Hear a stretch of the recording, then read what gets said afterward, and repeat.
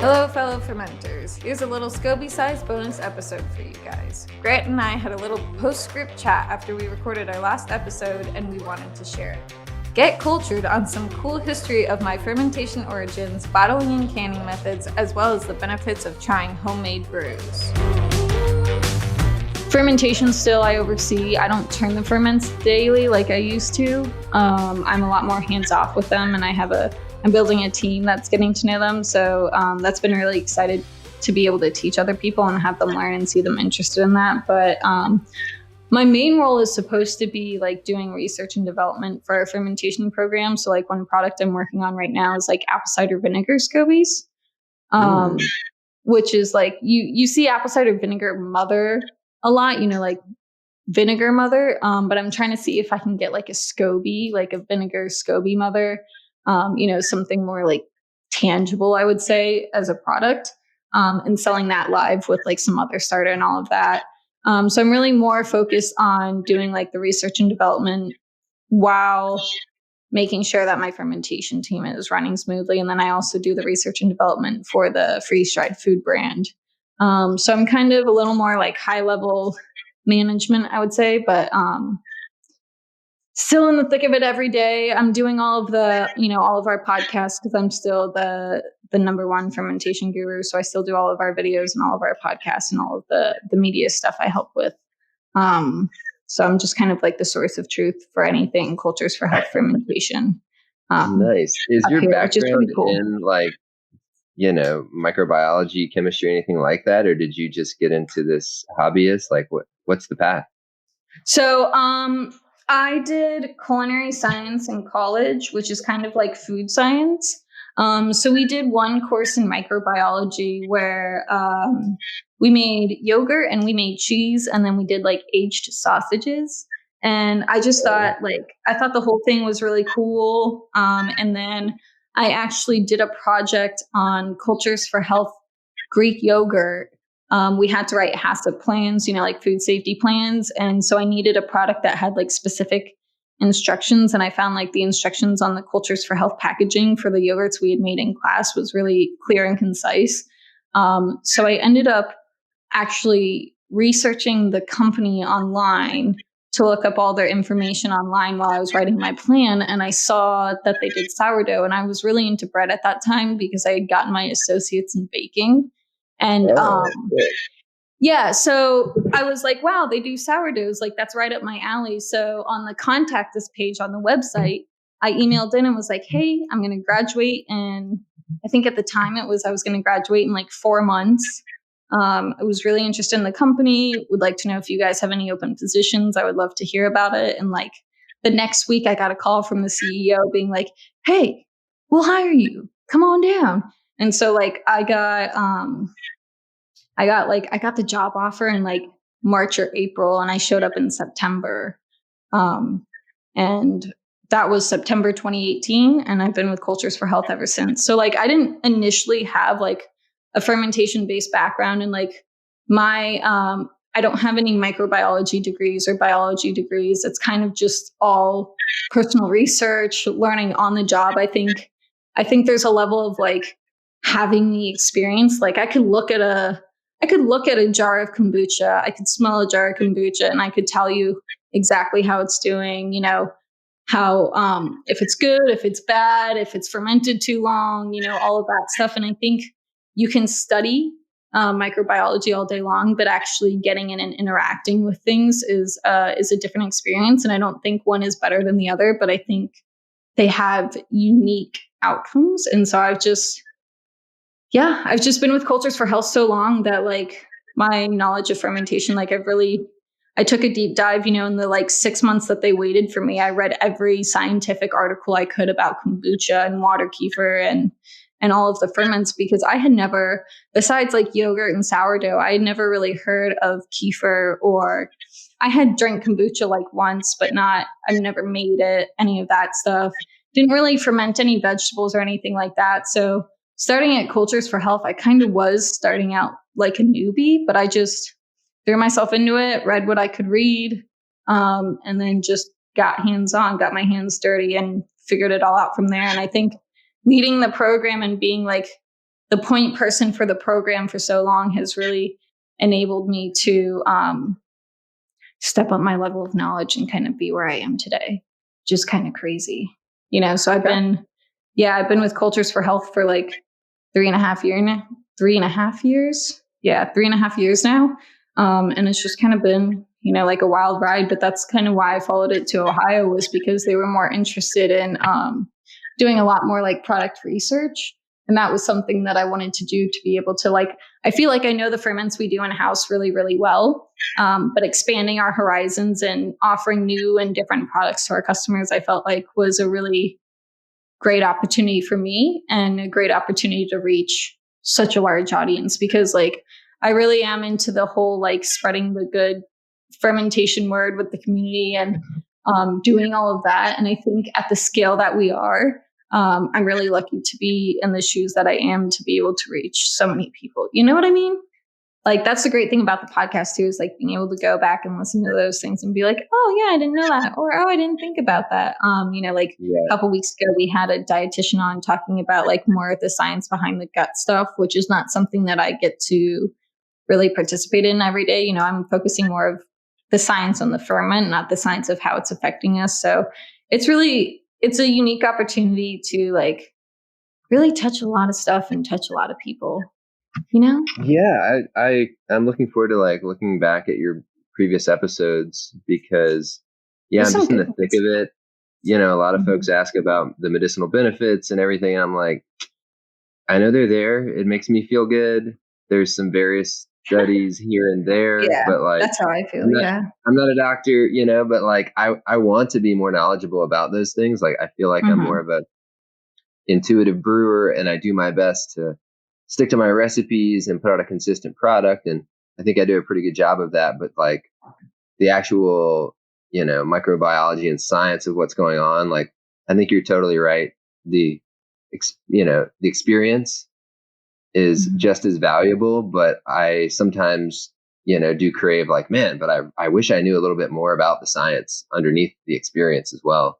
So I look forward to checking those out, and maybe we can collab in the future. I don't quite know what, but right now I'm just doing the kombucha, but people are always asking are you going to branch out? Do you see other products in your lineup? Are you going to make hard kombucha? All these things. And have you ever thought, I know you just started your canning line and it's probably not scalable, but you know how Tribucha cans at full steam? Have you ever thought about collabing with a brewery in that way of having them do your canning line? I know it gets difficult with passing cultures through lines that are supposed to be kind of sterile, but is that something that you've looked into? I have talked. So Tribucha is actually at oh my gosh, I can't believe I'm spacing on this right now. Fortnite. Oh, so shoot. Yeah, you're right. It is Fortnite. Yeah.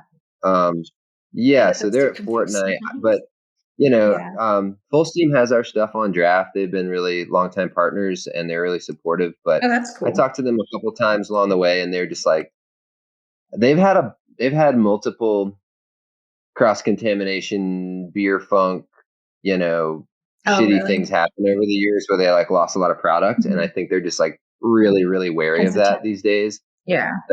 They're really supportive, but it was a hard no on that's not going to happen. And the other piece of the puzzle is how would I even do it to transport all that liquid from my kitchen to another space where the canning line is, just the logistics of it. You'd have to get those big. They're not going to let me take their $60,000 canning machine and shove it into my kitchen, Right. So it just never the logistics never worked out with them or anybody else. And then, I looked into the mobile canning a little bit, but it's not cost effective unless you're canning a shit ton, do it once every couple months and can your whole quarter's worth of product.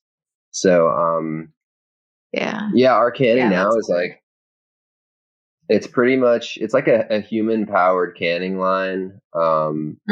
We have a commercial model of the can seamer from October. So, we got one of those too. On the cans. And then we bought this, it's called Express Fill is the brand. And it was only like it's like a tabletop canner. It was only like $4,000. So I was like, okay, I can do this. But we have never, like, the Booch loses carbonation going through there. So Eric helped me out a ton. We tried to troubleshoot it for a long time. And I think it's basically like my walk-in cooler will only get down to about 36 degrees. And then by the time it doesn't get cool enough to, yeah, like, the carbonation leaves solution if it's not cold enough. Right. And so we tried a bunch of different stuff. And in the end, I was like, I have not given up on it yet. I still want to figure this thing out, but it was like, I've got to get some saleable product. Cause like, I mean, I spent just like a week, like every single day, just like wasting gallons and gallons of kombucha trying to get this thing to work. I was like, I'm running out of bottles. Like I've got to make some cans. And then it was actually Eric. Yeah. Eric was like, dude, why don't you just like can off of your tap system at the bar? And is that what you're doing now? That's what I've been doing for, I mean, every can that's gone out, and we've done, gosh, when did I get the thing? I don't know, for like a couple months now. I mean, thousands of cans have gone out like that. And the quality is good. They're carbonated. They're delicious. They're holding. It's just a bummer because I spent $4,000 on this machine. That's a 4-head canner. And right now I'm just filling one can at a time. Yeah. But still, we can do like 700 cans in 5 hours. It's still like way more still efficient than our bottling system was. So it's like, it's a step up, but it's still like a bummer a little bit. Yeah, we we produce everything for the culture, the scobies and stuff like that. So we've just been dumping down the drain. I don't even want to begin to think of how many thousands of gallons of kombucha I've dumped down the drain over my years. But one of the things they wanted me to do when I moved here was start a bottling and canning line, like choose one or the other. And I lean towards canning because it seems like it's more space efficient and more money efficient. But like, it's so crazy. Like I've been doing the research and like getting it to hold steady and not explode on people and like still have that good carbonation and all of that. Like it's really a science. And like Eric told me a little bit about it while y'all were still trying to figure it out. And it sounds like you're still trying to figure it out, but like, kudos to you for trying to figure it out. Like that's something that I've kind of put on the back burner for us because it's just, it's such an intense process, I feel like. But like, is it been successful for you? Like, have you, are your cans doing well? They're doing great. Like, I don't know if you've seen the designs on, I've seen a few of them. Like, they're so colorful. People are just like really drawn to them. And, our bottles, we were bottle conditioning. So they had the little SCOBY in there, and like the diehard kombucha folks loved them, but you're just like average kombucha drinkers, like, what's this booger, And, you had to have a bottle opener to open it. So it's just a much more like user-friendly format. And I mean, I'd have to look back at my like accounting, but we've definitely been selling way more cans than we sold bottles last year this time of year. And then, the biggest thing is just like the physical sustainability of the way we're canning now is so much better than the bottling system. We were just like having to lug around these 5-gallon buckets of booch, and like it was, it was like a lot more accident prone and just like, sore backs, and like, it was just like, we cannot do it like this forever. Just the sustainability wise, like it can get better, but it's a huge step up. And I think really like opens us up to just, there's still so few canned kombuchas that it sets us apart, I think, in a good way. Yeah. Are you, you're distributing all over North Carolina now, right? Like, I feel like I see your stuff in, further and further out. Like, I feel like you're hitting further and further out. So that's really cool. Is business good? Like, you guys are growing and doing good and all that? Business is good. The main, like, kind of bottleneck is just like, it's such a chicken or the egg. Like, obviously, like hiring a team, like labor costs are one of your biggest business expenses. So like, I think one of the reasons that I've been able to stay viable all these years is I'm like really lean and efficient with my business expenses. And like, if I can do it myself, I'll try to do it myself rather than paying somebody else to do it. But that limits me in that, I'm at the kitchen, cleaning kegs and juicing ginger and stuff like that. That means I can't be out in the world marketing.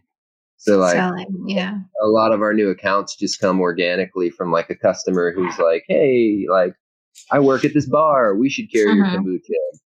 Yeah. That's awesome that it's coming organically though. That like, I don't know. I think it's cool that your kombucha is good enough that it spreads its own word, like that to me, that would be like a sense of accomplishment that like people are coming to me. I'd be like, wow, my shit's really good. Cool. It totally is. Yeah. I mean, it's so humbling, the sweet things that people say and will do. Definitely. And like friends who will like, oh, look, I'll take some cans to my, my friend who runs a bar or whatever. But yeah, I think it's just every year, like the growth gets a little bit better, but I'm at that point where it's like, does it make sense to hire like a more full-time person to be like more of an operations manager so that I can pursue the expansion? Or is it just like keeping on this path that like every year, we get a couple more accounts and those accounts are a little more successful? And so that's kind of where I'm like kind of teetering on that balance of,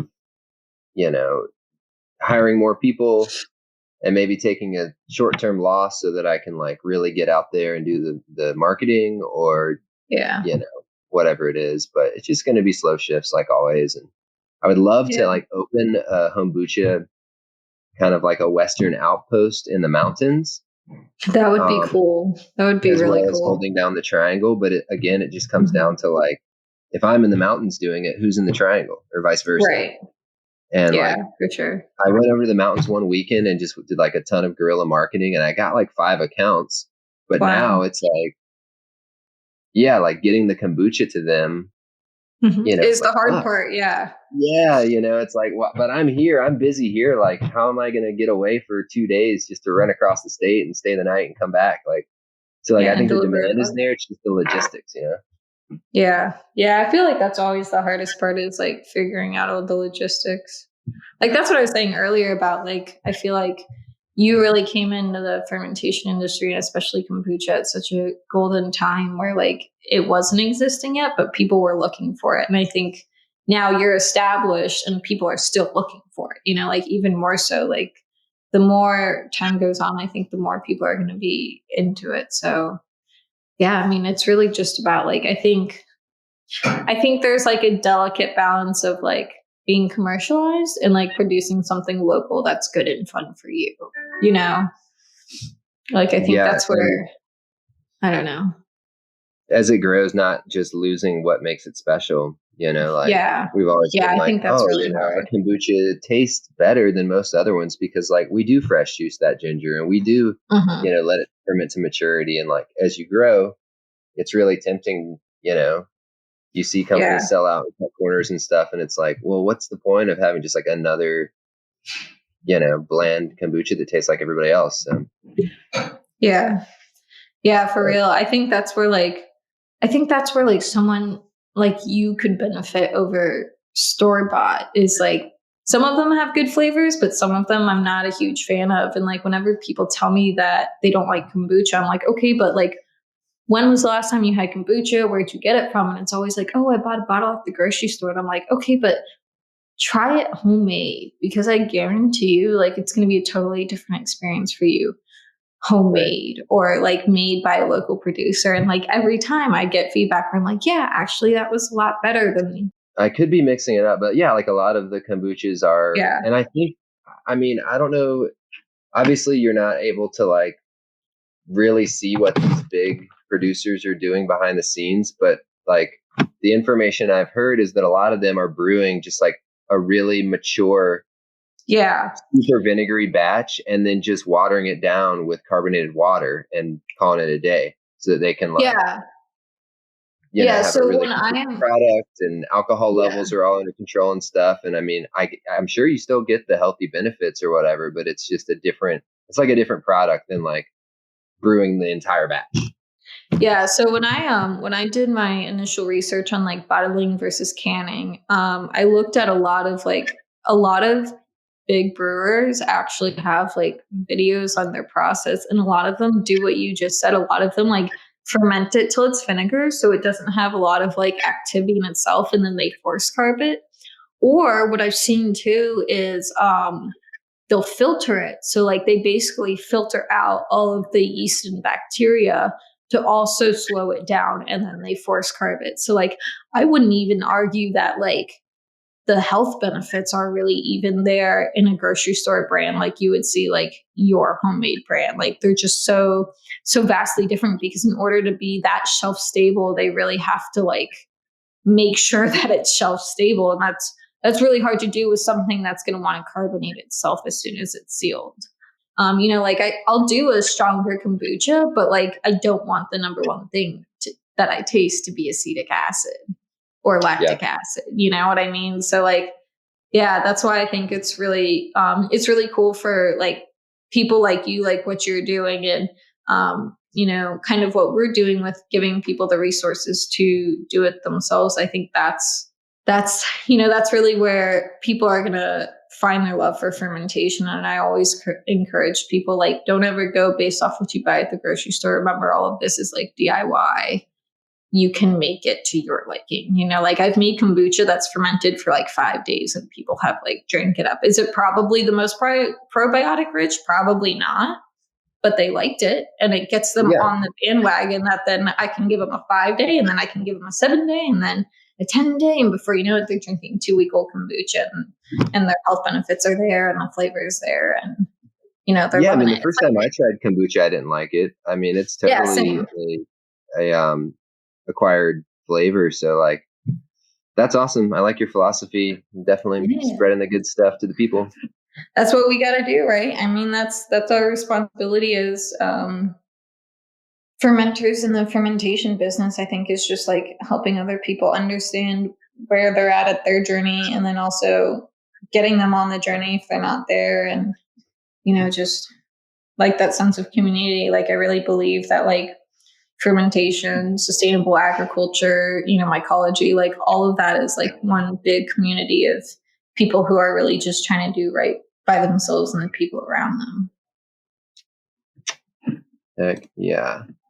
Heck yeah. Well, I'm going to let you go because we definitely talked way over, and I have to get back to I know this post conversation could have been a cool podcast on its own, other than it's still recording. It is still recording, so I can't promise you that they're not going to use any of it. Make sure to stop by Grant's Instagram and say hello. You can find him at Homebucha. If you're interested in making your very own kombucha at home, Cultures for Health has everything you need to get started. Use the code CFH Podcast to get 25% off. Subscribe to our podcast to stay in the loop with all things fermented and cultured foods. See you next time.